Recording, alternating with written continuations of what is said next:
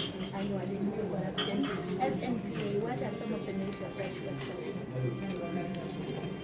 As NPA, our job is firstly to prosecute all crime and corruption cases in the country.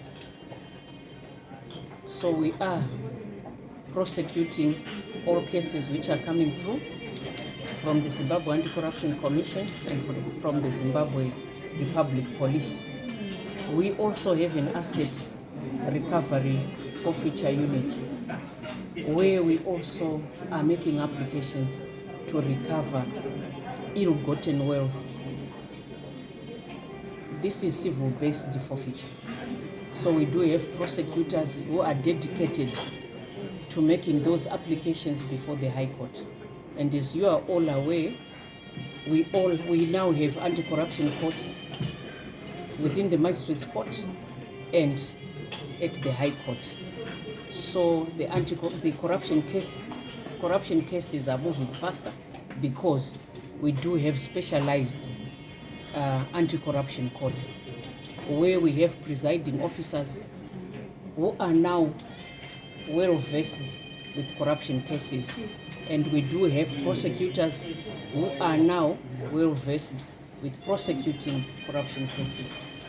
So those are the measures that we've put in place, and as you can see, training is also going on amongst the prosecutors. This is not the only training.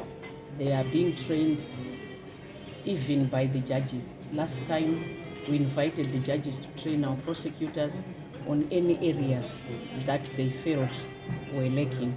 We also have our appeals department. The appeals department is also registering the common mistakes being made by our trial prosecutors, and we rectify that through training, through issuance of memos.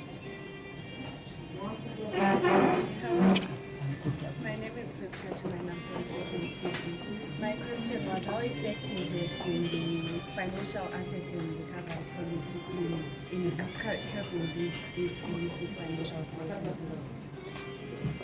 Well, those policies are now bearing fruit. We can see that the preventative policy measures taken is now difficult for offenders to simply take out monies outside the country. In the past, anyone could walk through our borders, through the airports, carrying large sums of monies and depositing monies outside the country. But now, with the policies in place, it is very difficult to carry out cash outside the country unless you connive with the ZIMRA officials. That's why we also have ZIMRA officials being trained here so that they understand the dangers of conniving with the corrupt. They understand the effects of corruption on the country. And once people know the dangers of corruption, most likely they prevent corruption because they know that they will also be affected by corruption. ZACC is being accused of doing catch and release. What's your take on that one? Catch and release, it's a misconception. People don't understand the bail procedures in the country. They believe that once a person is granted bail, then that person is off the hook. But what bail simply means is that you are being tried coming from home. You are not incarcerated pre-trial.